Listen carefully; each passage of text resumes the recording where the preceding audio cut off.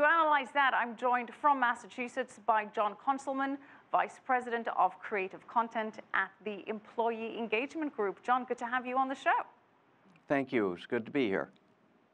So, John, can this unlimited vacation policy work for both the company and the employee? Oh, I think it can. I think it's an idea whose time has come, and Branson is kind of gotten it out there in the into the news cycle, so other companies will look at it and see if it will work for them. Well, John, many are saying this sounds too good to be true because it is. And Branson said on his website that, and I quote, "It's left to the employee alone to decide if and when he or she feels like taking a few hours a day, a week, or a month off, the assumption being that they're only going to do it when they feel 100% comfortable that they and their team are up to date on every project and that their absence will not in any way damage the business or, for that matter, their careers." John, that sounds like a lot of pressure. If you had to be 100% certain that you were up to date on everything, would you ever dare go on a holiday? And also the implication that your vacation may damage your career, could this not put employees in a worse off position? It could. It could absolutely make employees feel a little pressured or guilty. And I think any policy that you put into place, you experiment with that policy and you see how it works out and how the employees react and how you can adjust to make it work for them as well as for the business. Well, you know, John, another concern is that the idea indicates that it leaves too much power to peer pressure, peer control, and that there is the dynamic of group pressure, and this has nothing to do with self-monitoring, but more with one's colleagues monitoring one's vacation. So could this not perhaps create an environment of coercion and bullying? And is it not better to just have clear-cut rules that protect the employee and the employer?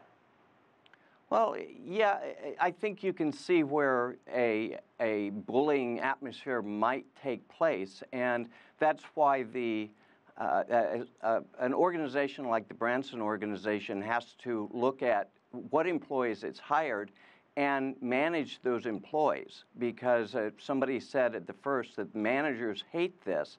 Well, managers will need to be better at the communication and the facilitation of this policy with their employees. Well, John, how's it being facilitated so far? Branson said he was inspired by Netflix, which has adopted a similar policy. So how's the Netflix model worked out? Well, from what I've read, Netflix is extremely happy with what they've done. They started 12 years ago, and I don't know the specifics, but I'm sure over those 12 years, they've had to make some adjustments to the policy to meet the needs of the business.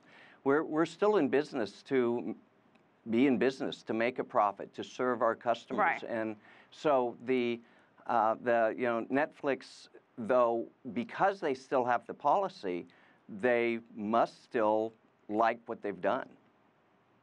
Is this a policy that creates more productivity for the company?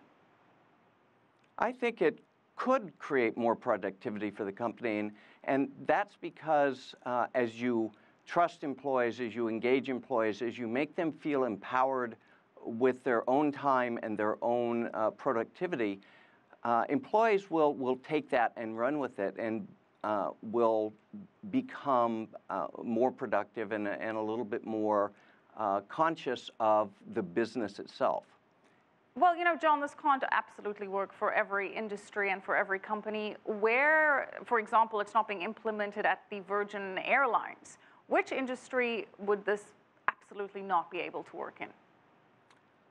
I think the industry, it may be able to cross over industries, but it won't cross over company cultures. You know, a company culture that has a high culture of distrust from the management to the employees and vice versa, it'll struggle in that kind of culture.